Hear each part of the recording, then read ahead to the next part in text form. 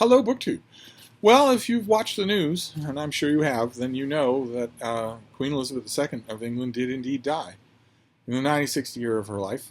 And after decades and decades on the throne, the lifetime of most of her subjects, she's been on the throne. She is succeeded by King Charles III, her son, and life goes on. There'll be the pageantry of a royal funeral. There'll be the pageantry of coronation. It's a somber time for me. It is disturbingly portentous when a monarch dies, regardless of the status of the monarchy and regardless of what you think of it.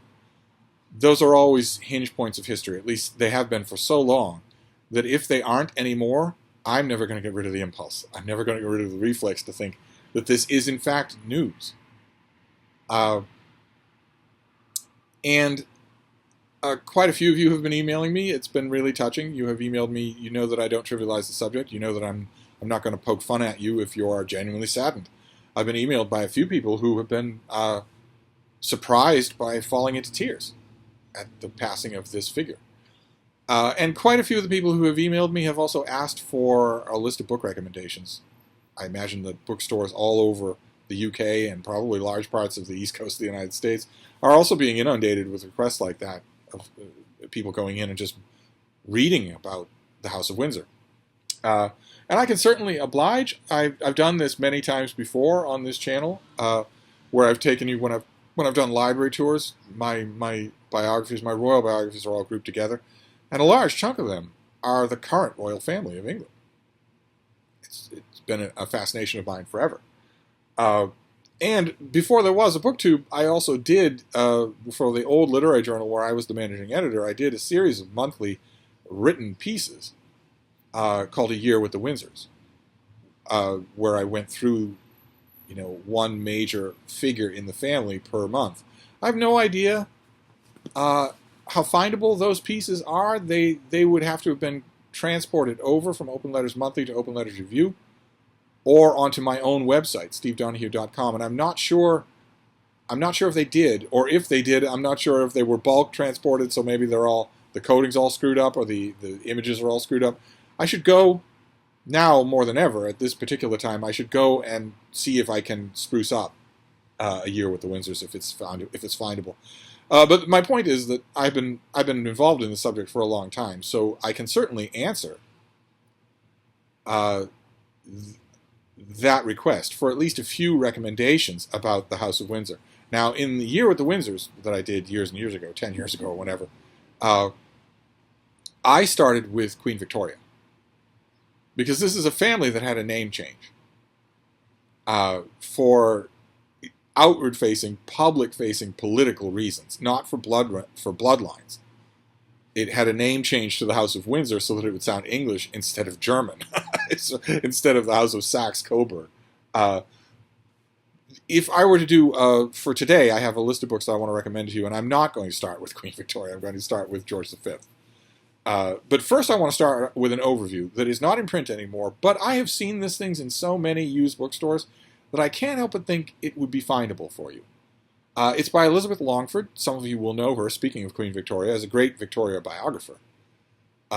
She was she ran in the same circles as the royal family, and wrote a great number of books, a great many of which are really, really good to read, as did her daughter, Lady Antonia Fraser, who also wrote a great number of books that are well worth reading. And Elizabeth Longford did a big coffee table picture book called The Royal House of Windsor. It's full of her text. It's also full of great, black and white illustrations and color illustrations and whatnot. This is, there have been many, many big, sweeping, comprehensive looks at the House of Windsor. This is the best one, in my opinion. Certainly the most enjoyable to read. So I thought I'd start off with an overview, and then we'll move on to George V, who's a small, cantankerous, crappy, illiberal, carping, horrible figure to read about as a person. He was a monster to to read about as a person, probably to be anywhere around. And it doesn't make for all that more congenial reading. Kenneth Rose wrote a great biography of him, and that is the one that I recommend. But when it comes to King George V, the far more congenial, if you want to look at his reign and the important parts of it, the far more congenial way to do that is to read a biography of his queen, Queen Mary. This is James Pope Hennessy's official biography, and it is terrific. We're going to be dealing with official biographies on this list quite a bit. They have a particular feel to them, authorized official biographies do, where the author is sort of looking over his shoulder the whole time, wondering, is the palace going to allow this? Are they going to frown on this? That sort of thing. There was a companion book to this that was written much, much later. You might have seen it getting its day on BookTube. Sean the Book Maniac loved it, which was all about the making of this book and included a lot of the stories that Pope Hennessy couldn't include in this book. It's still very good. It's still a very good book. It's not the only authorized biography on our list today. Then this next one is George V had a successor. Very briefly, he had a successor. His Prince of Wales, his designated heir, was wildly popular throughout the Western world, throughout the empire. He was a playboy prince. He was young. He was handsome. He was more of a monster than his father, but no one knew that. And his father had no sooner died than he was making trouble and decided to abdicate. Now, the person that we're talking about here is this person. His name, had he actually had a coronation, would have been King Edward VIII. This is Philip Ziegler's biography, which I really, really recommend. Ziegler is one of my favorite biographers. And this is a really good book. Edward VIII has had many, many biographies. This is the most enjoyable one to read by far. That isn't just designed to sling mud. Because Edward VIII excited a lot of negative attention, a lot of partisan reporting, partisan biography, one way or the other. And he participated in it himself. He wrote a book of his own called The King's Story. He was made into the Duke of Windsor. His grabbing, thrice-divorced wife, Wallis Simpson, was made into his Duchess. And they sort of just lived a weird, sponging demimonde existence that had more than its share of evil stirred in. It was viewed at the time, the abdication was viewed at the time as one of the most foundational challenges to the monarchy itself, just its existence. But it didn't end up killing the monarchy. And the thing about Edward VIII, there's very little about him that's interesting to read. His life after his abdication is one louche embarrassment after another. It fills a lot of this book, but I'm not saying that it makes all that gripping reading. Ziegler does about as much with it as anyone can do. But the story itself, the story of the abdication itself, is fascinating. And it also has been told a million times, but never better than this book, The Windsor Story. This is the American hardcover. There was also a mass market paperback in America 50 years ago. And I'm sure that copies of this are available and fairly affordable out there, in A-Libris or whatever. This is by far the best rendition of that story. It also works fairly well as a biography of Edward VIII if you don't want to embark on the Ziegler book. And then when Prince David, when Edward abdicated to marry the woman I love, he was succeeded by his dull-as-dishwater brother, who was at least dutiful, and he became George VI. And here I recommend Sarah Bradford's biography of him. This is the cover for the Penguin trade paperback, the UK Penguin trade paperback. Don't remember if this came out in this country or not. I imagine that it did. He was a considerably better person than his brother, and considerably better than his father, but he doesn't make all that interesting stuff to read about. Neither of the Georges do. George V or George VI. And the remedy for that is with George VI is the same as it was for George V, which is to read about his queen, Queen Elizabeth, the Queen Mother. And William Shawcross wrote an enormous official biography of her. And once again, it has the same buttoned-up, careful feel as Pope Hennessy's official biography of Queen Mary, but it is nevertheless enthrallingly good. It is, in my opinion, maybe I have a sweet spot for official biographies, so the 21st century phrase is, your mileage may vary. But I enjoyed his book on the Queen Mother very much. It's immersive.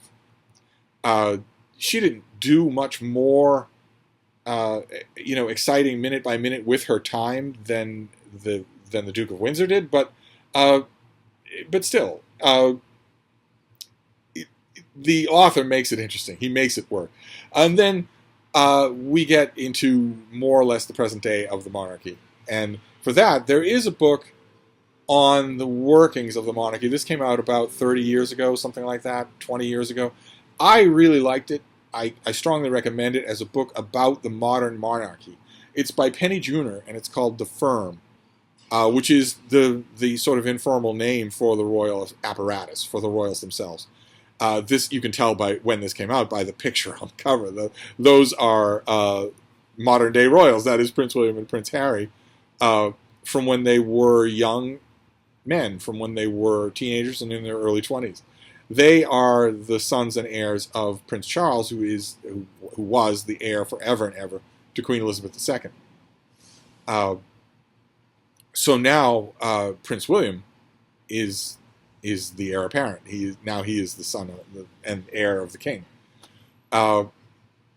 This book was done a long time ago, so a lot of it will be dated in that sense. Is that if you're a monarchy watcher, it'll feel like old history. But I really like the way this author dissects the way these things work. Now, we don't know a lot of the way these things work. She's guessing as much as most royal watchers are.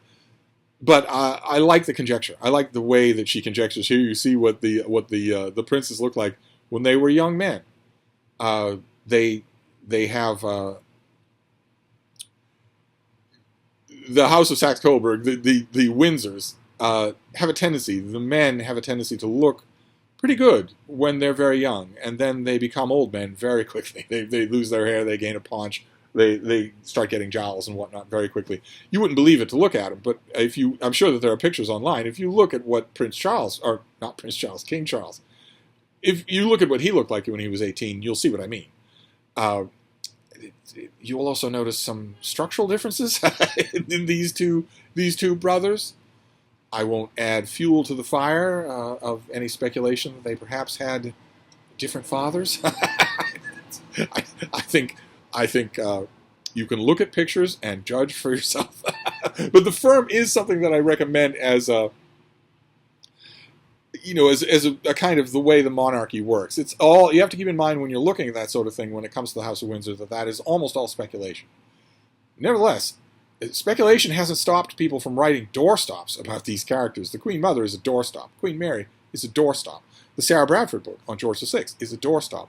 And the number one book that I want to recommend about Queen Elizabeth II herself is also a doorstop. But it makes better reading than any of the other books on this list, including Philip Ziegler, which I hate to say. And that is Ben Pimlott's book, The Queen. I believe this is the UK trade paperback edition.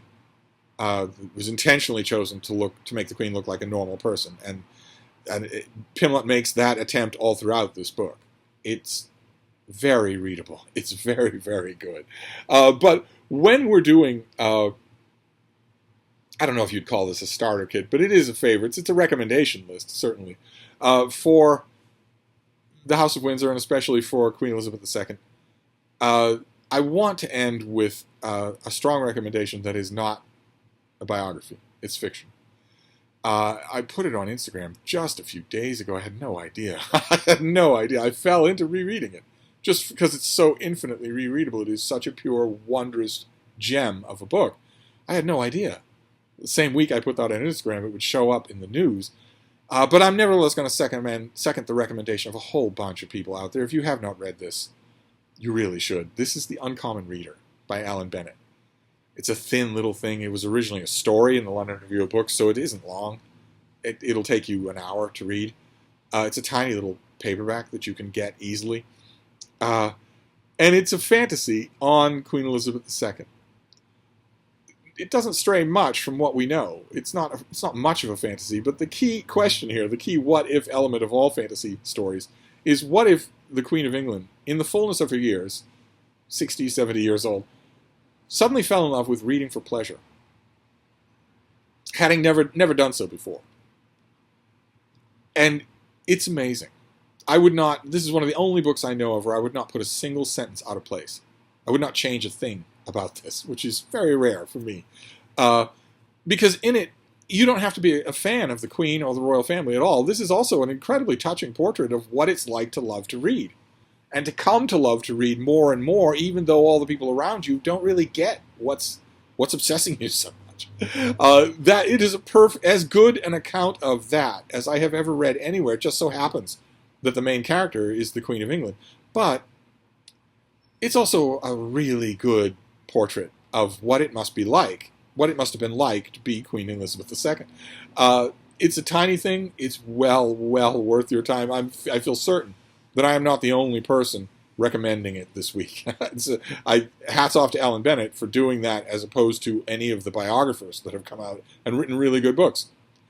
If you pass on all the other books on this list because they're all enormous and some of them are stately official biographies, so you suspect they might be boring, don't pass on this one. Give it a try. You will fall in love with it. You will reread it many times. So there you go. That is kind of a list, kind of a starter kit for the House of Windsor and Queen Elizabeth II, done out of affection and also melancholy. It's hard. I mean, I'm not being heartless here. I'm not saying anything that you haven't already heard. It's hard to feel the pain of losing a beloved public figure when she was 96 and never, as far as we can tell, experienced a moment of discomfort, a few hours of discomfort, and then gone, as easy as a sneeze.